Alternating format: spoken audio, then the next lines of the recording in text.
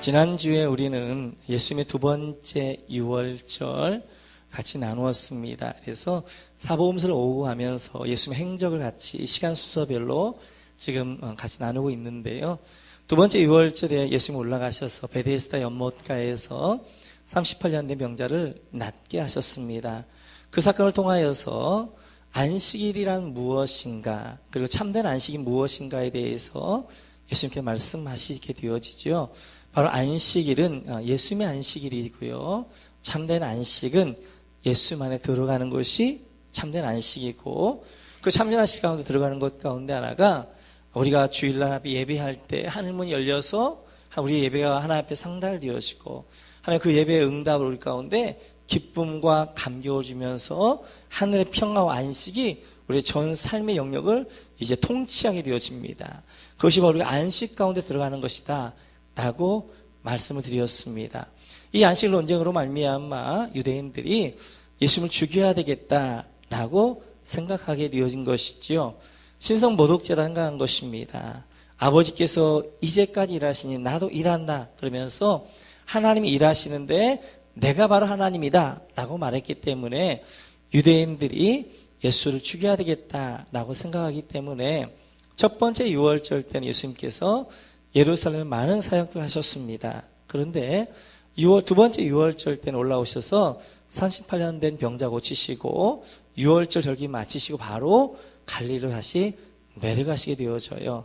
갈릴리로 내려가셔서 예수님이 가장 먼저 뭘 하셨느냐, 이걸 가장 먼저 하셨죠. 우리 한번 누가복음 6장 13절 같이 한번 읽어볼까요? 같이 읽겠습니다. 밝음에 그 제자들을 부르사 그 중에서 12를 택하여 사도로 칭하셨으니. 아멘. 이렇게 두 번째 유월절을 마친 다음 예수님 갈릴리로 내려가셔서 12 제자들을 사도로 부르시게 되었습니다. 우리는 이렇게 생각합니다. 예수님께서 사역을 시작하면서 12사도와 함께 사역을 시작했을 것이다 생각하는데 그렇지 않습니다. 예수님 공생이 혼자 시작하셨고요. 그리고 세례 요한의 그 세례 현장에 가셔서 5 제자 만나시지요. 베드로, 안드레, 안드레, 그 다음에 요한, 그리고 빌립, 그리고 바돌로메라고 하는 나다나엘을 만나게 되어지고요. 그리고 이제 첫 번째 유월절 지나서 두 번째 갈릴리 사역하실 때 거기에 다시 마태를 부르시고요. 그 다음에 12명의 이제 제자 그리고 야곱을 부르시고요. 그리고 이제 나머지 5명의 제자를 오늘 완성하시는 거예요. 그래서 예수님의 12 제자는 바로 두 번째 유월절이 지난 예수님 사역하신 지 2년째가 되어졌을 때 그때 예수님께 12명의 제자를 부르시고 그 제자를 완성하셔서 그들과 함께 본격적인 사역들을 이제 해나시는 것들을 볼 수 있습니다. 그럼 왜 12이냐 하는 것이지요. 왜 예수님께서 그냥 7명이 제자도 되는데 왜 12명을 왜 채우시느냐 하는 거지요. 그것은 바로 구약의 이스라엘의 12지파가 기초가 되었다면 예수님께 가져오신 하나님 나라의 12사도가 기초가 되었습니다. 그 구약의 하나님 나라의 12지파가 있는 것처럼 신약에 이제 하나님 나라의 12지파, 12사도를 세워서 그들로 기초로 하나님 나라를 세워 가시는 거지요. 그래서 12명의 제자를 완성하십니다.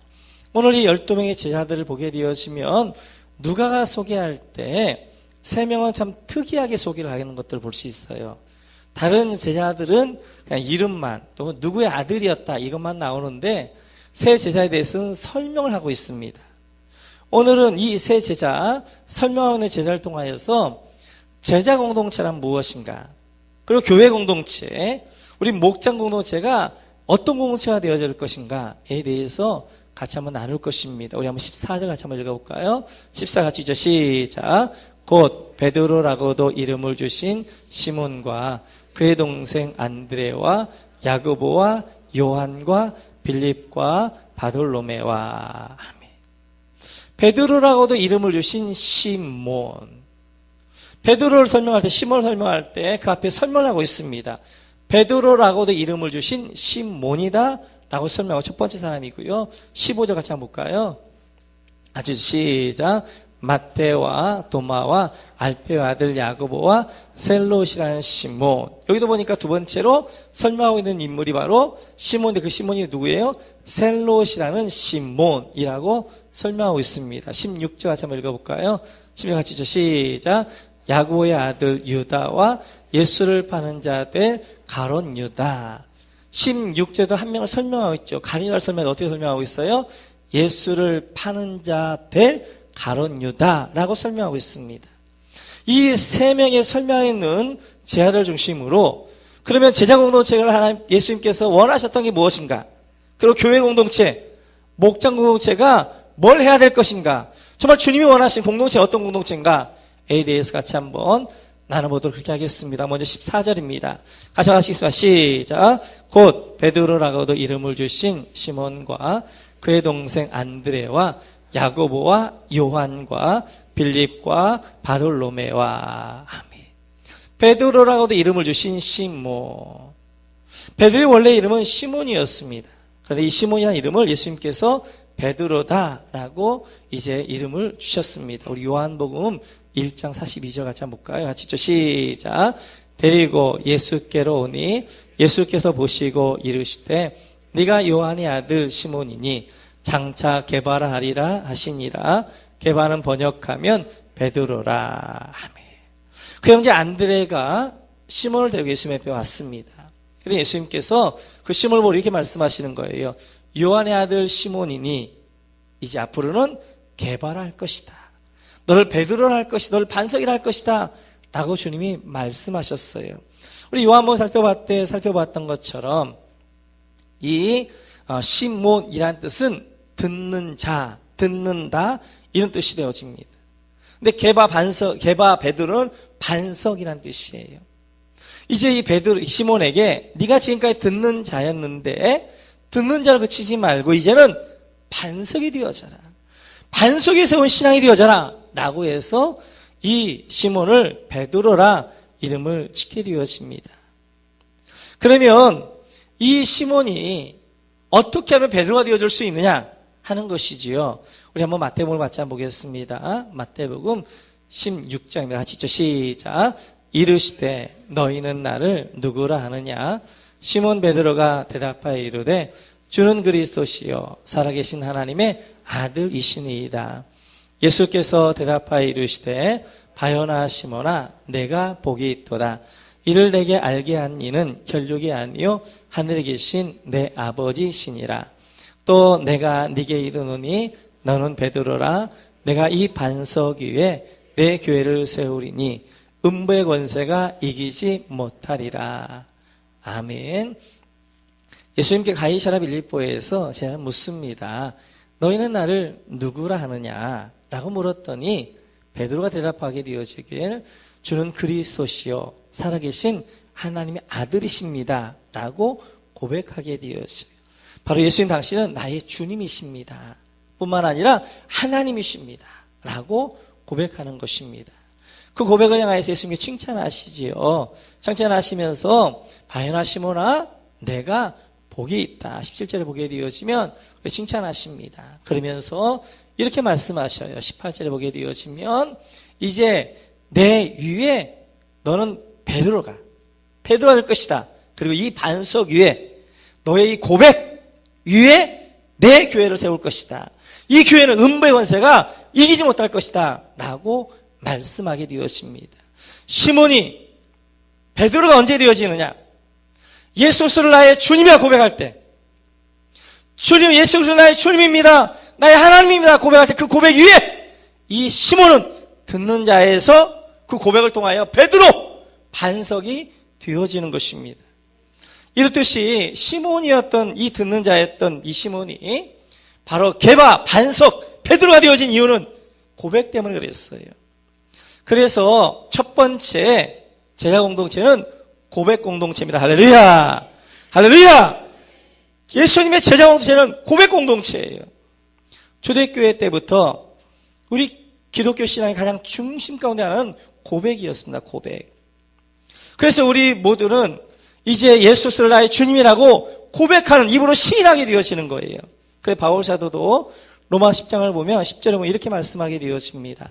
같이 한번 읽죠. 같이 시작. 사람이 마음으로 믿어 의에 이르고 입으로 시인하여 구원에 이르느니라. 아멘. 사람이 마음으로 믿어서 의에 이르지만 내가 입으로 시인하여, 내가 입으로 고백하여 구원에 이른다라고 말씀하게 되어져요. 우리는 입으로 시인하여, 입으로 고백하여 구원에 이르는 줄로 믿습니다. 근데 이 고백이라는 것이 지금 우리의 상황과 같이 이런 상황이냐? 그렇지 않습니다. 이 초대교회 때 고백은 삶과 죽음의 기로에 서 있는 거예요. 로마의 통치 원리 가운데 하나는 로마 황제의 시저가 신이라는 것입니다. 그래서 로마 황제 시저를 섬겨야 되는 거예요. 그 로마 황제 시저 앞에 고백하는 것입니다. 네가 예수가 너희 주든지 아니면 로마 황제나 시저가 주든지 선택하라는 것입니다. 만약 예수가 주라고 선택하면 화형장으로 가서 죽임당할 것이지만 로마 황제 시저가 나의 주라고 고백하면 너에게 부귀영화를 허락하겠다는 것입니다. 그 기로 앞에 서 있는 거예요. 삶과 죽음의 기로 앞에서. 그 삶과 죽음의 기로 앞에서 초대교회 성도들은 시저가 나의 주가 아니라 예수 그리스도만이 나의 주입니다 라고 하면서 사자굴로 그리고 화형장으로 가서 불태워 죽임당하고 십자가 못 박힘당하고 죽이고 그리고 사자에게 찢김 죽음당하는 그 기로에서 고백한 고백인 것입니다.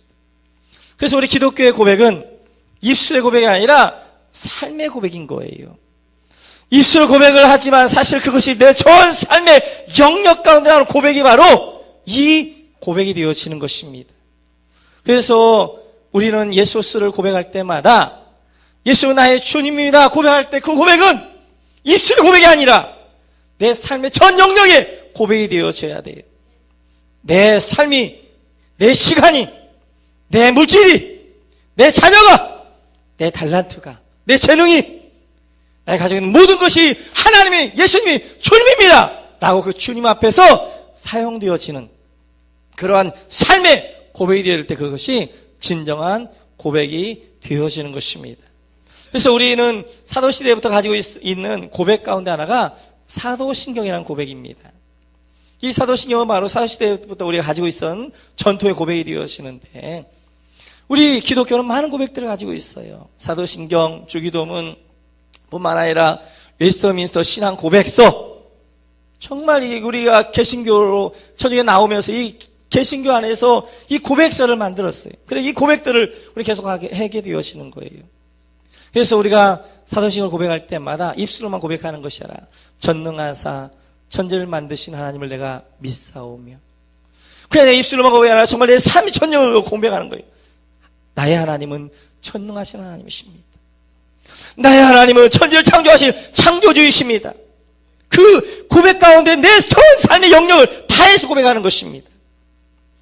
그래서 사도신경이나 주기도문은 예배 하나의 요식행위, 예배 가운데 고백되어져야 되고 예배 가운데 마무리하는 그런 고백이 아니라 내 전 입술과 함께 내 전 삶의 고백으로 드려져야 되는 것입니다. 그래서 저는 주기도문 할 때마다 빠르게 하지 않습니다. 하늘에 계신 우리 아버지요, 그 한마디 한마디 할 때마다 그 말 가운데 내 전 고백이 다 들어가 있는 거예요. 우리 하나님은 하늘에 계신 아버지이십니다.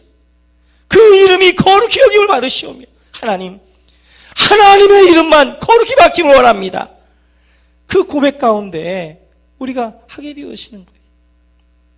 그래서 우리의 고백, 사도신경이랄지 주기도문이랄지 이런 고백들이 우리 입술의 고백뿐만 아니라 우리 전 삶에 고백되어지는 그런 고백 되시기를 주님의 이름으로 축원합니다. 교회 공동체도 마찬가지예요. 고백 공동체입니다. 교회는 고백이 선명해야 돼요. 선명해야 됩니다. 그런데 점점 이 말세가 되어지면서 사단이 교회 안에 혼합주의를 만들었어요. 그래서 기복주의, 세속주의가 교회 안에 들어와서 우리 고백 자체를 세속주의와 기복주의에 물들여서 혼합주의를 만들었어요. 그래서 이제는 예수 그리스도만이 길이 아니라 종교다운 줄 이야기하면서 모두 종교의 끝이 다 똑같다. 가는 길만 다를 뿐이지. 그래서 마음은 또 부처도 공자도 하나님께 가는 길이다 라고 하는 열이 어마어마한 이런 것들 논리가 교회에 들어와서 많은 성도들 혼합주의, 세상의 기복주의에 물들어가고 있는 것들을 보게 되어져요.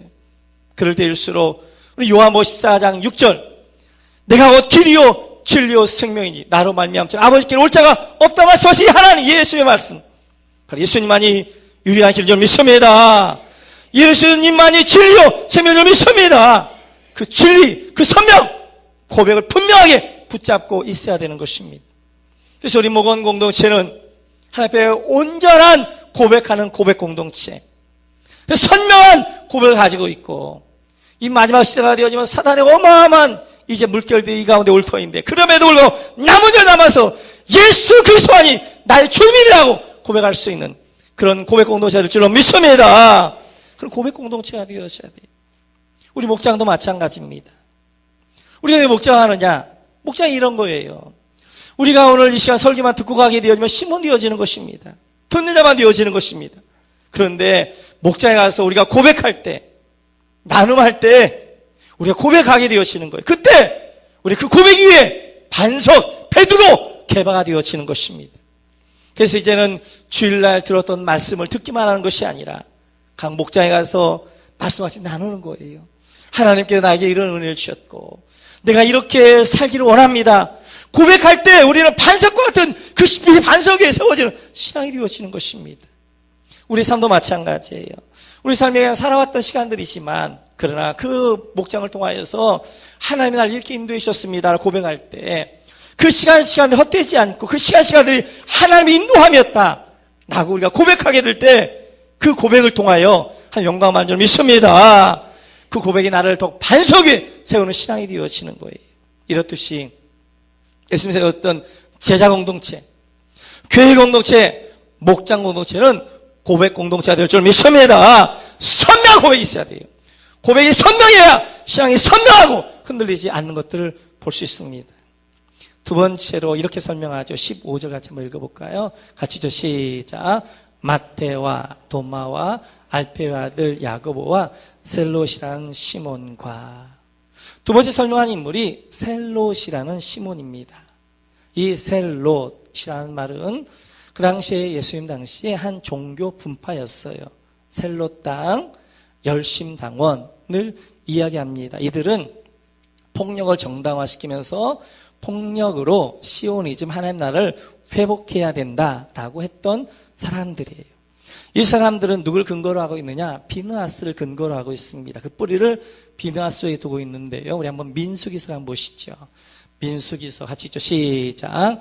제사장 아론의 손자 엘리야십의 아들 비느하스가 보고 회중 가운데에서 일어나 손에 창을 들고 8절 그 이스라엘 남자를 따라 그의 막사에 들어가 이스라엘 남자와 그 여인의 배를 꿰뚫어서 두 사람을 죽이니 연병이 이스라엘 자손에게서 그쳤더라. 아멘. 7절에 보니까 비느하스가 이제 손에 창을 들고 가는 것입니다.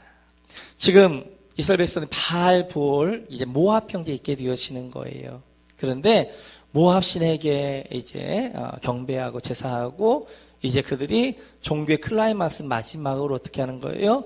남녀가 이제 영적 혼합을 하게 되어지는 거예요. 그래서 이제 남녀가 막사에 들어가서 음란한 짓을 하게 되어지는 것입니다. 지금 이것 때문에 하나님이 이스라엘 백성들에게 저주하셔서 전염병으로 죽어가고 있는 거예요. 그럼에도 불구하고 한 이스라엘 남자가 모압 여인을 데리고 자기 막사에 가서 음란한 짓을 하는 것입니다. 그러자 비느하스가 손에 창을 들게 되어지고 그 막사에 들어가서 남녀를 찔러 죽입니다. 배를 꿰뚫어 죽이게 되어져요. 이 일로 말미암아서 이제 8절에 보게 되어지면 이제 하나님의 저주, 연병이 이스라엘 가운데 그치게 되어집니다. 그랬더니 하나님께 비느하스에게 이렇게 약속하게 되어져요. 같이 한번 읽어볼까요? 11절부터 같이죠. 시작. 제사장 아론의 손자 엘르아삽의 아들 비느하스가 내 질투심으로 질투하여 이스라엘 자손 중에서 내 노를 돌이켜서 내 질투심으로 그들을 소멸하지 않게 하였도다. 그러므로 말하라. 내가 그에게 내 평화의 언약을 주리니 그와 그의 후손에게 영원한 제사장 직분의 언약이라. 그가 그의 하나님을 위하여 질투하여 이스라엘 자손을 속죄하였음이니라. 아멘. 이제 이 비느하스가 이제 그렇게 창을 들고 가서 남녀를 찔러 죽였더니 하나님이 이렇게 말씀하시는 거예요. 내 질투심으로 제가 질투하여 이스라엘 자손 가운데 내 노를 그치게 했다. 내 질투심으로 그들을 소멸하지 않게 했다라고 말씀하십니다. 그러면서 이 비느하스에게 이렇게 약속하셔요. 12절 보게 되어지면 평화의 언약을 맺습니다. 그리고 비느하스에게 영원한 제사장 직분을 주게 되어져요. 아론의 손자인 비느하스. 이 비느하스 제사장을 통하여서 대제사장의 계열로 하나님께서 만드시는 것들을 볼 수 있어요. 그래서 여기 보게 되어지면 이제 11절에 보면 하나님이 내 질투심으로 질투하여 이렇게 말씀하게 되어져요. 그러니까 어떤 분들은 이렇게 이야기합니다. 아니, 하나님도 질투하시는가? 인간적인 표현을 그렇게 쓸 수밖에 없는 거예요. 사람의 표현과 하나님의 표현, 사람의 질투, 하나님의 질투의 다른 것은 사람의 질투는 사람을 향한 질투입니다. 그리고 상대방을 위한 질투가 아니라 나를 위한 질투예요. 그 질투가 시기와 질투로 변질되어지는 거예요. 근데 하나님의 질투란 카나라고 되어져 있는데 히브리어로 이 히브리어 카나라는 말은 이제 아니 그건 아직 안 보여도 돼요. 카나라는 말은 하나님의 열심, 하나님의 질투 이런 뜻이에요. 왜냐하면 하나님의 것을 지키고 보호하고 인도하기 위한 하나님의 거룩한 열심, 이게 질투예요. 그러니까 이 질투가 하나님의 이제 사람의 질투와 다른 것이죠. 하나님은 이렇게 말씀하십니다. 자신의 이름을 출애굽기 한번 보시죠. 출애굽기 같이 저 출애굽기 2장 3, 4장 14 같이 시작. 너는 다른 신에게 절하지 말라. 여호와는 질투라 이름하는 질투의 하나님이니라. 아멘. 하나님이 자신의 이름을 질투하는 하나님이다. 카나의 하나님이다 라고 말씀하게 되었어요. 이름 안에는 하나님의 속성이 들어가 있는 것입니다. 하나님은 질투하시는 분이라는 거예요. 그 질투가 뭐냐? 하나님의 것을 지키기 위한 하나님의 열심. 그래서 카나라는 말이 이제 우리나라 번역으로 두 번 되어져 있어요. 어떤 때는 질투라고 되어져 있기도 하고 어떤 때는 열심이라고 되어져 있기도 합니다. 이 비느하스가 하나님의 카나, 하나님의 열심, 하나님의 질투, 이 백성들, 이스라엘 백성을 지켜야 된단 말이에요. 걔 음란한 짓을 하면 이스라엘 백성은 절반으로 죽어간단 말이에요. 그걸 지키기 위해서 분연이 일어났어요. 그래서 그 남녀를 찔러 죽인 거예요. 이것이 하나님의 열심이요, 하나님의 질투다. 그래서 내가 이를 통한 영원한 대제사장을 만들 것이다 라고 말씀하게 되어져요. 이스라엘 백성들의 남녀관계는 남녀관계가 아닙니다. 민수기서를 다시 한번 2절을 보게 되어지면 이렇게 되어져 있지요. 죄송해요. 다시 앞으로 한번 갈게요. 네, 그렇죠. 25년 같이 시작. 그 여자들이 자기 신들에게 제사할 때 이스라엘 백성을 청하매 백성이 먹고 그들의 신들에게 절함으로.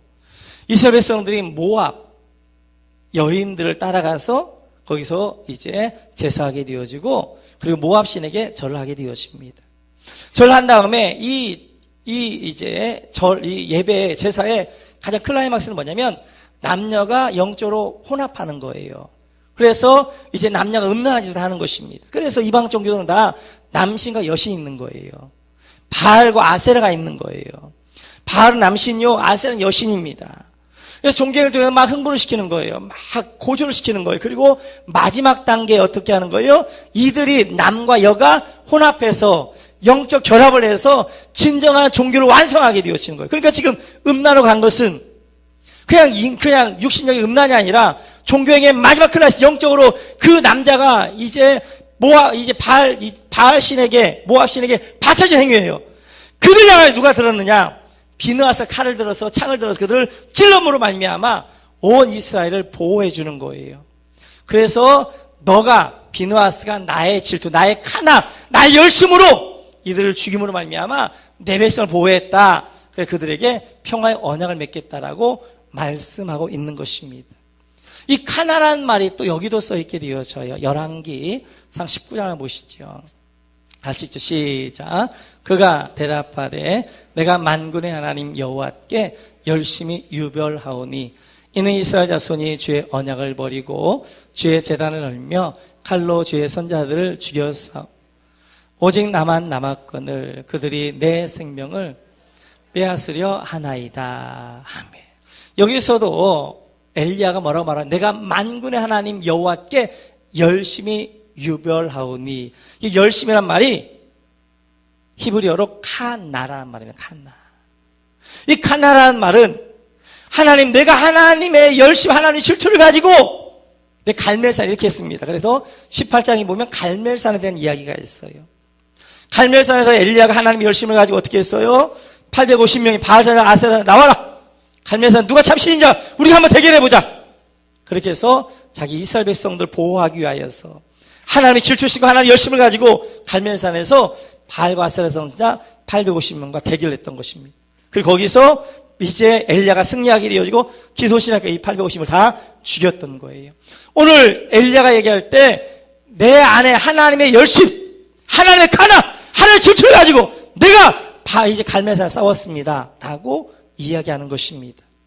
그래서 이 셀로 땅 열심당원들은 바로 비느하스의 이 하나님의 열심, 하나님의 질투, 그리고 이 엘리야의 열심을 가지고 우리가 일어난다. 그래 그들이 이제 셀롯, 젤롯 그렇게 하게 되어지는 거예요. 그래서 헬라어로 이제 카나, 하나님의 열심, 질투가 헬라어로 하면 젤롯, 그래서 그들이 셀롯 땅 이렇게 이야기하는 것입니다. 젤롯 카나 보여주시겠어요? 네, 그래 카나가 히브리어가 되어지고 헬라어로 가게 되면 젤롯, 셀롯, 그래서 젤롯 땅, 셀롯 땅, 그래서 그들이 열심당원 이게 되어지고 여기서 영어가 나오는데요. 바로 질투의 이제 젤러시가 나오게 되어지고 그 다음에 열심이라는 지열이 나오게 되어지는 거예요. 그러니까 이 카나, 셀롯에서 이렇게 열심과 질투와 열심이 나오는 것입니다. 카나라는 것은 셀롯 땅이라는 것은 하나님의 열심, 하나님의 질투를 가지고 우리 분연이 일어난다 라고 했던 것이 이 셀롯 땅들이었어요. 그래서 셀롯 땅들은 폭력을 정당화시켰습니다. 폭력으로 우리는 시오니즘을 이루어야 된다. 폭력으로 우리는 하나님 나라를 완성해야 된다 라고 했던 거예요. 그래서 예수님 공생이 시작하기 전에 20년 전에 큰일 하나 있었어요. AD 10년경에 바로 가나안 이제 갈릴리 지역에서 유다 혁명이 일어났습니다. 유다라는 셀롯 땅 이제 당원이 분이 일어난 거예요. 그리고 셀롯 땅도 일어나서 이제 로마를 대적하게 되어진 것입니다. 로마가 전쟁이 있게 되어졌고 거기서 이 셀롯 땅들이 처참하게 죽게 되어져요. 그래서 셀롯 땅들이 다 죽게 되어져요. 그리고 갈릴리의 수많은 유대인들이 죽임을 당하게 되었습니다. 그 셀롯 당원의 자녀들이 또 원한을 품게 되어져요. 그들이 또 다시 셀롯 당원이 되어지는 거예요. 그래서 그들 가운데 폭력의 악순환, 피 악순환이 계속해서 되어지는 것입니다. 그 인물 가운데가 누구냐? 오늘 셀롯이라는 시몬입니다. 열심당원이 시몬이었어요. 시몬도 우리는 폭력으로 하나님을 완성해야 된다. 폭력으로 시온을 이루어야 된다. 라고 생각했던 거예요. 그런데 예수를 보니까 그 생각이 바뀐 것입니다. 하나님 나라는 폭력으로 이루는 것이 칼로 이루는 것이 아니라 자기 희생을 통한 사랑으로 이루어지는 것이구나. 사랑만이 진정한 이 땅까지 하나님 나라를 이룰 수 있구나 라고 생각해서 이 시몬이 칼을 버리고 예수님을 선택한 거예요. 그런 시몬을 보시고 예수님께서 예수님 12제자로 오늘 부르신 것입니다. 그러면서 하나님의 제자 공동체 어떤 공동체가 되어야 될 것인가? 이 제자 공동체는 칼과 폭력의 공동체가 아니라 자기 희생을 통한 사랑의 공동체가 된다라고 말씀하시는 것입니다. 그래서 제자 공동체는, 교회 공동체는, 목장 공동체는 사랑의 공동체가 되어져야 돼요. 하나님의 카나, 하나님의 열심, 하나님의 질투를 가지고 사랑할 줄 아는 사랑의 공동체가 되어져야 되는 것입니다. 비느하스는 예수님을 예표하고 있는 인물입니다. 평화의 언약, 영원한 제사장 예수님밖에 안 계신 거예요. 비느하스는 하나님의 카나를, 하나님의 열심과 하나님의 질투를 가지고 일어나! 남을 향하여 찔렀다면, 이제는 비느하스의 완성되시는 예수님은 하나님의 카나, 하나님의 열심을 가지고 하늘 내에서 하늘 영광을 보시 땅에 내려오셔서 스스로 일어나셔서 자기를 찌르심으로 말미암아 온 땅의 저주를 다 먹게 만드셨고, 우리를 살려내신 하나님의 카나, 하나님의 열심, 하나님의 질투를 이루신 분이세요. 그래서 이제 우리는 더 이상 칼과 폭력으로 하나님 나라를 이루어가는 것이 아니라, 하나님, 내가 예수님처럼 자기 희생으로 내를 내어줌으로 말미암아, 사랑으로 말미암아 하나님의 사랑으로 이 땅을 정복해 가는 것입니다. 그래서 이 제자들 11명의 제자들은 칼을 든 것이 아니라 사랑으로, 이제 그 모든 제자들이 11명이 다 순교의 제물을 되어져서 온 열방 가운데 사랑을 전하다가 그들은 곳곳에서 피 흘려 주와 말미암아 그 땅 가운데 하나님 나라를 완성해 갔던 것들을 볼 수 있습니다. 우리 목원 공동체도 하나님의 카나, 하나님의 열심히 있어야 줄 믿습니다. 복음을 향한 열심히 있어야 돼요. 하나님에 대한 열심히 있어야 돼요. 하나님의 질투, 이 마음들이 있어야 돼요. 이때 그것이 내 희생으로 나와야 되는 것입니다. 성을 정복하는 자보다 자기 마음을 정복하는 것이 더 어려운 거예요. 남의 것을 빼앗는 건 어렵지 않습니다. 나를 죽이는 게 어려운 것이 되어져요. 나를 죽여, 나를 희생해, 나를 내려놓아 이 땅을 하나님의 사랑으로 정복해 가야 될 사명이 교용되어 있는 줄 믿습니다. 목장도 마찬가지예요. 하나님의 카나, 하나님의 열심을 가지고 불신자에게 나아가 그를 사랑으로 쉽게 인도하는 것, 이것이 목장이 되어지는 거예요. 우리 목장 공동체도 하나님의 카나가 있어야 돼요. 하나님의 열심이 있어야 돼요. 그 열심을 가지고 불신자에게 나아가 나를 희생하고 나를 그에게 자신도 다 내려놓고 그를 더 사랑하고 그를 주께로 인도하는 그런 열심 있는 그런 공동체가 될 줄 믿습니다. 우리 목원 공동체는 하나님의 열심 공동체 할렐루야, 하나님의 질투 공동체 할렐루야, 하나님의 카나 공동체 할렐루야, 하나님의 질투와 열심을 가지고 나가는 공동체가 될 줄로 믿습니다. 계속해서 16절에 보면 이렇게 말씀하게 되어져요. 같이 한번 읽죠. 시작. 야고보의 아들 유다와 예수를 파는 자가 될 가룟 유다라. 세 번째 인물이 바로 예수를 파는 자가 될 가룟 유다입니다. 가룟 유다에 대해 설명할 때 예수를 파는 자가 될 것이다 라고 말씀하게 되어져요.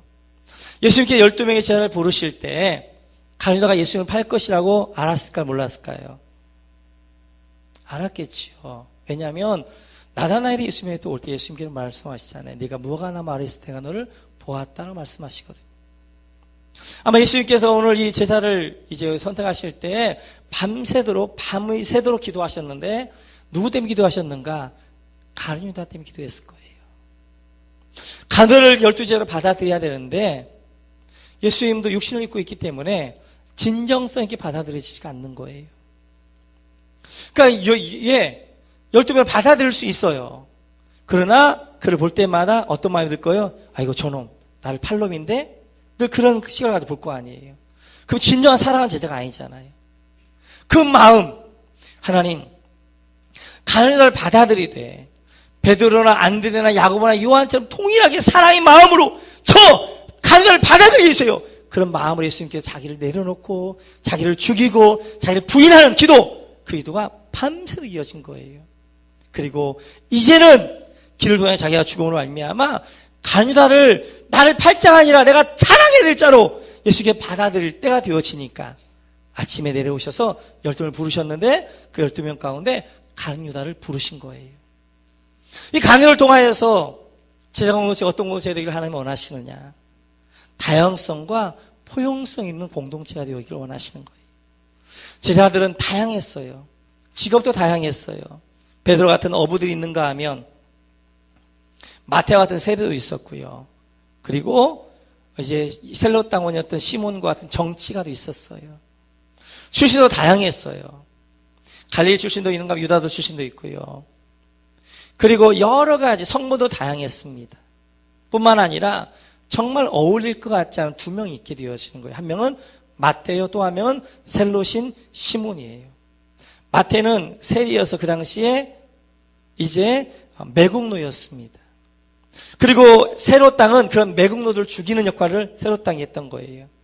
그러니까 시몬은 세상에 만났으면 마태를 어떻게든 암살해야 되는 거예요. 그런데 예수 공동체 안에서 하나가 되어진 것입니다. 포용성 있는 공동체인 거예요. 마찬가지로 교회 공동체나 목장 공동체는 다양함이 존재해야 되는 거예요.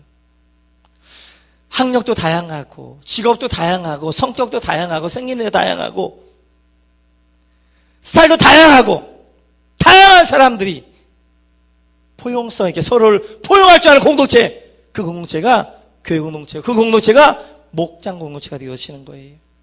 그럴 때 아름다운 거예요. 무지개가 아름다운 이유는 빨주노초 파남보라는 7가지 색깔이 다양하게 있지만 그 서로가 서로를 포용하면서 아름답게 이루어져 있으니까 아름다운 것이. 하늘 위에 빨갛게만 하나 쫙 있다면, 노랗게만 하나 쫙 있다면 그것도 예쁘겠지만 7색깔 무지개처럼 예쁘진 않을 거예요. 마찬가지인 거예요. 나와 다른 것은 틀린 게 아니라 다를 뿐이에요. 인정해주고 서로 하나 되어지고 포용해줄 때 서로가 서로 안에 아름다움을 만들어가는 거예요. 어떤 사람은 다혈질 사람이 있는가 하면 어떤 사람은 담즙질 사람도 있고요. 어떤 사람은 주도형이 있는가 하면 어떤 사람은 따라가는 형들도 있고 다양하게 있어야 되는 거예요. 그 다양함들을 서로 인정해주고 가면서 서로 달란트를 개발해주고 하면서 격려하면서 그러면서 해나가는 거예요. 뿐만 아니라 예수님의 공동체는 서로를 사랑하는 공동체입니다. 예수님께서는 이렇게 말씀하셔요. 요한복음 13장 1절 같이 한번 보시죠. 시작. 6월절에 예수께서 자기가 세상을 떠나 아버지께로 돌아가실 때가 이른 줄 아시고 세상에 있는 자기 사람들을 사랑하시되 끝까지 사랑하시니라. 아멘. 예수님 말씀하시는 거예요. 세상에 있는 자기 사람들을 사랑하시되, 여기 자기 사람에 누가 포함되어지는 거예요? 간유다까지 포함되어지는 거예요. 간유다가 자기 팔찌를 끝까지 포기하잖아요. 끝까지 사랑하는 거예요. 간유다를 그 마음으로 예수님께 간유다를 받아들인 거예요. 그래서 예수님이 마지막까지 이렇게 하시죠. 요한복음 13장 계속 보겠습니다. 21절 같이 시작. 예수께서 이 말씀을 하시고 심령이 괴로워 증언하여 이르시되 내가 진실로 너희에게 이르노니 너희 중 하나가 나를 팔리라 하시니 제 아들이 서로 보매 누구에게 대하여 말씀하시는지 의심하더라. 예수의 제자 중 하나 곧 그가 사랑하시는 자가 예수의 품에 의지하여 누웠는지라. 시몬 베드로가 머리짓을 하여 말하되 말씀하신 자가 누구인지 말하라 하니 그가 예수의 가슴에 그대로 의지하여 말하되 주여 누구니까? 예수께서 대답하시되 내가 떡 한 조각을 적시다 주는 자가 그니라 하시고 그 한 조각을 적셔서 가롯 시몬의 아들 유다에게 주시니. 마지막 성만찬 때 예수님께서 15절에 보게 되었으니까 21절에 보게 이렇게 말씀하게 되었죠. 심령이 괴로워. 누구 때문에요? 예수님 죽는 것 때문에 그렇지 않아요. 자기를 팔자 때문에. 이번 기회까지 놓치면 영원히 멸망해야 돼. 그 칼자 때문에 심령이 괴로워 말하게 돼. 진실로 말한다. 너희 중에 하나가 나를 팔 것이다. 마지막 경고, 마지막 사랑의 메시지를 줬어요. 그래서 제자들이 누굽니까? 그래서 예수님께서 내가 떡 하나를 적시다가 주는 그 자가 나를 팔 것이다. 그리고 가룟 유다에게 주시면서 말씀하시는 거예요. 유다야, 마지막 기회다. 다시 한번 돌이켜라. 끝까지 포기하지 아니하시고 끝까지 사랑하시고 끝까지 보실 그 주님. 교회 공동체는 그러셔야 됩니다. 목장 공동체는 그러셔야 됩니다. 어떤 사람도 끝까지 포기하면 안 되는 거예요.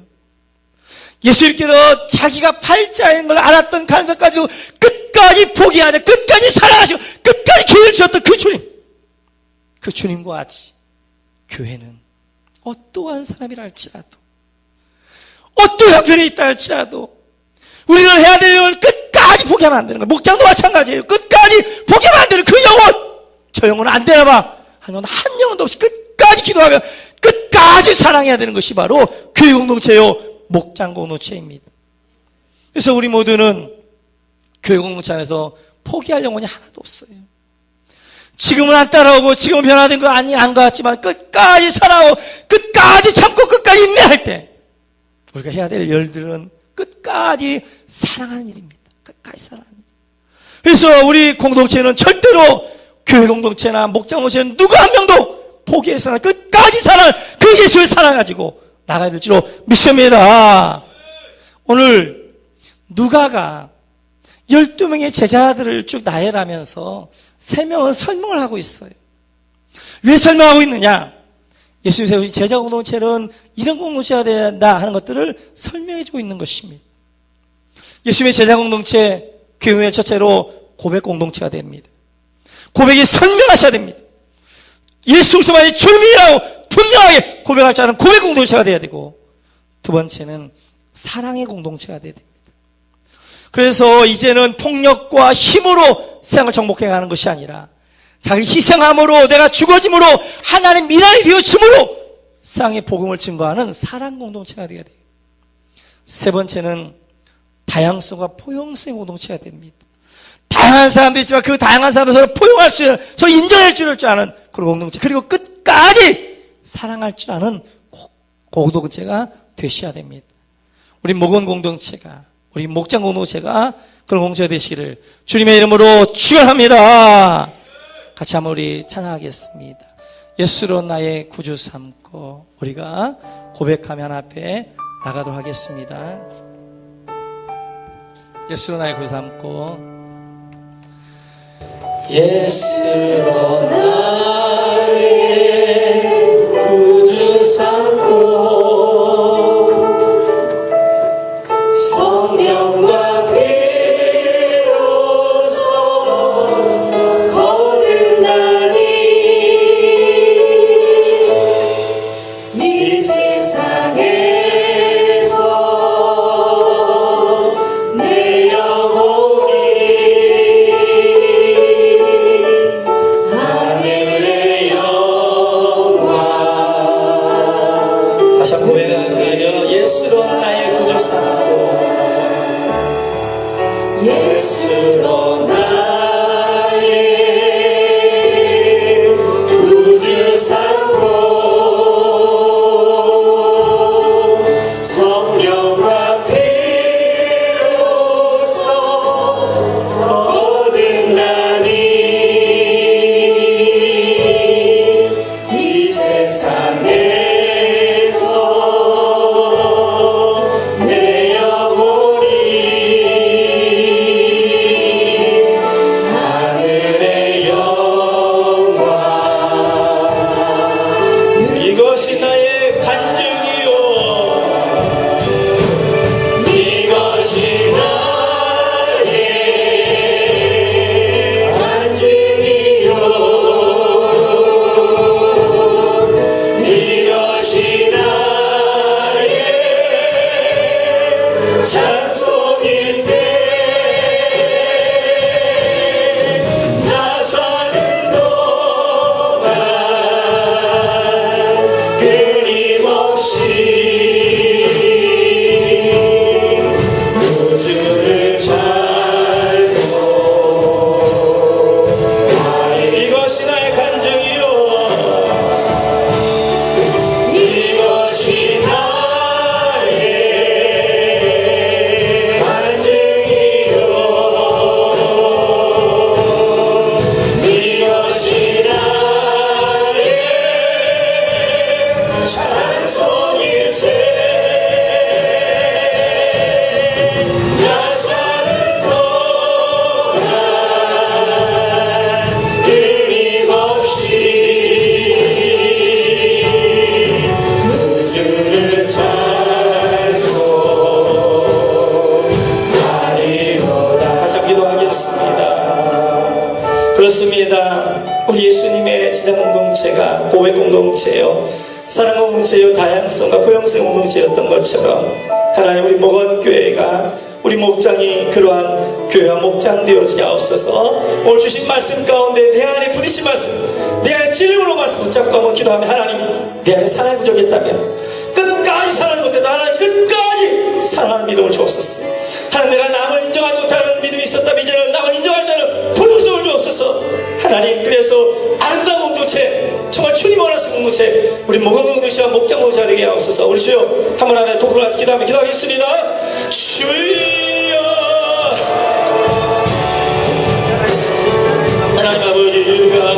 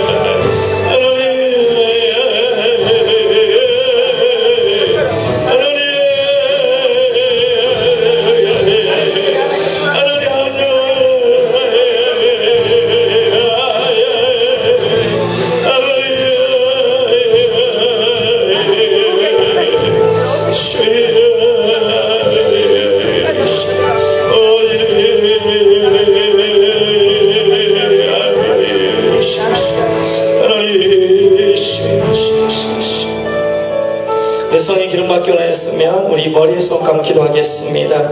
살아계신 아버지 하나님, 이 땅 내 입만 가지고 살아갈 수 없습니다. 믿음으로 손 얹어 싸우니 성령으로 충만케 하여 주옵소서. 성령으로 충만케 하여 주옵소서. 하나님 아버지, 마음의 상함과 눈물과 아픔과 하나님 무거운 짐과 염려와 근심과 상처를 가져놓은 성도를 기억하여 주시고, 저들의 마음을 치료하고 위로할 수 있는 것은 주밖에 없사오니 주의 피부를 쏘아 저들의 심령들을 어루만져 주옵소서. 상처를 아물게 하여 주옵소서. 회복케 하여 주옵소서. 치료하여 주옵소서. 온전케 하여 주옵소서. 이 시실을 가지고 나왔습니다. 그곳마다 손 얹어 싸우니 하나님 신앙 감사를 바라여 주옵소서. 하나님 치료하여 주옵소서. 내가 나설 승명하노니 이 역과 어두운 병만은 떠나갈지어다. 사단 떠나갈지어다. 하나님 영광만이 우리 모든 성도에게 충만케 임하게 하여 주옵소서. 감사의 주의 이름으로 기도하옵나이다.